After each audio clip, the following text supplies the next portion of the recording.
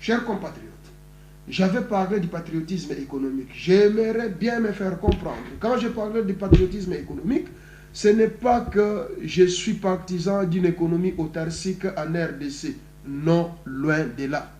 Et d'ailleurs, aujourd'hui, même les experts de l'économie mondiale, ils nous disent qu'aucun pays, même les plus puissants là que nous connaissons, ne peuvent continuer à travailler seuls sans la collaboration des autres.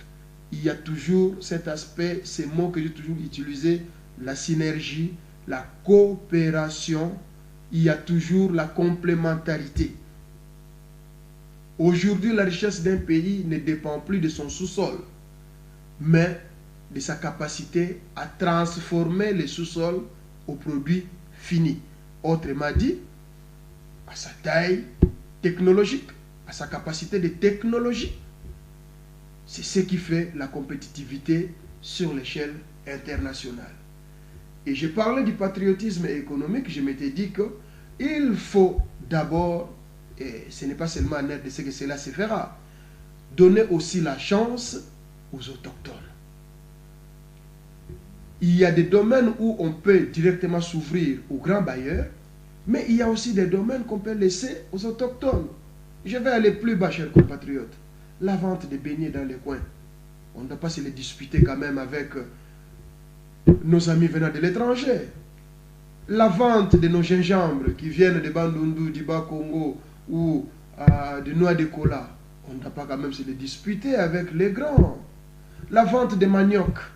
On ne doit pas quand même se les disputer avec les grands. Les produits sont nombreux qu'on peut catégoriser ainsi de suite. Je ne vous cache pas, j'étais dans l'amertume de suivre un groupe de gens qui veulent même ôter les produits manioc des produits nationaux, les produits de l'intérêt national pour les mettre dans des produits à commercialiser aussi longtemps qu'on n'a pas encore réussi à organiser ce qu'on appelle la politique de l'autosuffisance alimentaire. Mais moi je crois que l'exportation a sa place, surtout dans des produits de première nécessité, quand on a réussi à se satisfaire soi-même, et ce sont les excédents qu'on exporte. Je trouve ça anormal. Comment est-ce qu'on n'a pas encore réussi à se satisfaire et toutes les récoltes qu'on a en premier temps, on préfère exporter parce qu'on a des devises qui vont rester là où vous connaissez, dans les conditions où vous connaissez, et trahir les pauvres qui travaillent nuit et jour pour tirer un peu de quoi à survivre. Chers compatriotes, nous devons être vigilants. Il y a un discours qui, pendant un certain moment donné, a sillonné que le pays est en train d'être vendu. Qui dit pays, c'est d'abord la terre. Je cite Né Mwandansemi. Eh bien, je m'étais dit, si nous, autochtones, on ne le fait pas, bien sûr, ce sont les autres qui viendront le faire. Et ils le feront en bonne et due forme. Nous continuerons à pleurer, pleurnicher, et ils auront raison jusqu'à ce que nous allons tout perdre.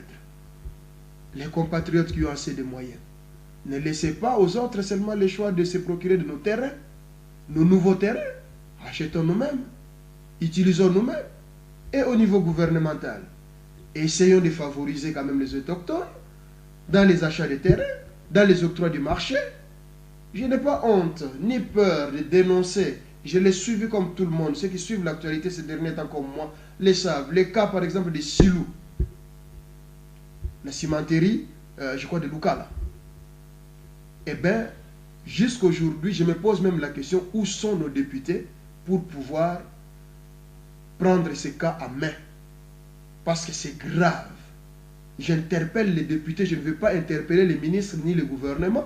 J'interpelle les députés, où êtes-vous pour pouvoir interpeller les ministres de l'économie, les ministres des finances, voir le premier ministre, ou voir tous les systèmes sur ce qui se passe avec le marché du ciment en RDC.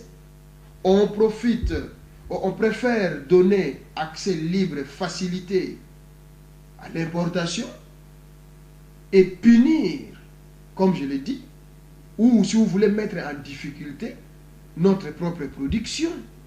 On a défiscalisé le ciment importé et on continue à taxer et à serrer la vis sur le ciment produit en RDC, notamment des silos.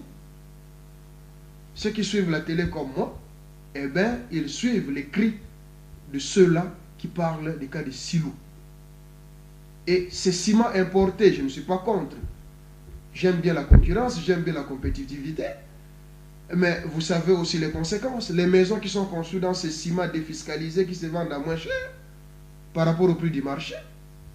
Vous savez, quand la pluie arrive, et surtout que nous n'avons pas encore reçu une bonne politique d'urbanisation, c'est que deviennent nos maisons.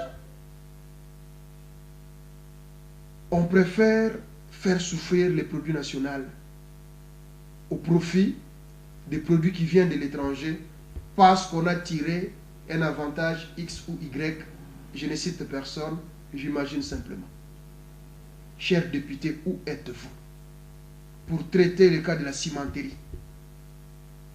Silou, c'est des silous qu'il s'agit, je les cite parce que moi j'ai suivi et j'ai repris comme politique, je ne dois pas laisser passer cette situation telle qu'elle se présente. Vous, députés, qui vous déclarez être officiel et institutionnel, moi je suis non institutionnel, vous nous avez exclus. Mais vous qui êtes institutionnel, qu'est-ce que vous attendez pour interpeller le ministre des Finances, le ministre de l'Économie, le gouvernement sur ces problèmes de ciment? Et vous savez que nous sommes en plein vogue de construction et de reconstruction dans notre pays.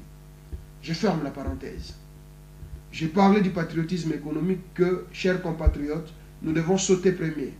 Nous devons d'ailleurs, je demandais, je suis en train de plaider à ce qu'on puisse mettre en place une agence publiant toutes les offres liées à l'économie nationale, que ce soit des ventes de terres, que ce soit des entreprises mises à vente, que ce soit des ventes des actions, que ce soit l'ouverture des capitaux. Je pense qu'il est utile et important d'abord d'informer l'opinion nationale avant d'étaler les cahiers de charges sur le plan international.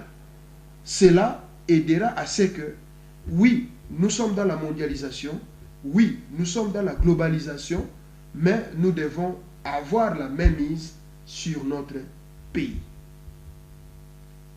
Chers compatriotes, voilà ma vision sur l'économie. C'est vrai, vous aurez peut-être besoin de détails, mais ce temps viendra. Comme politique, je le répète, je ne serai pas à ces rendez-vous.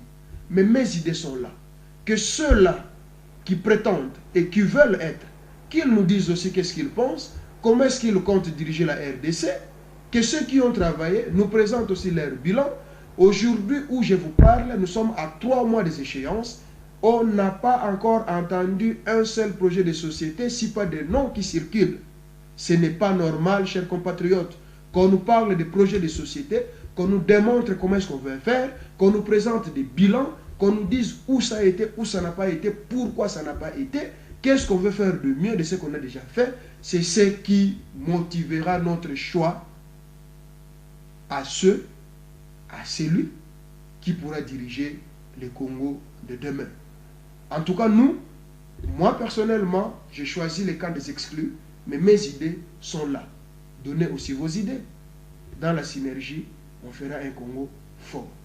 Que Dieu bénisse la RDC. Je vous remercie, chers compatriotes.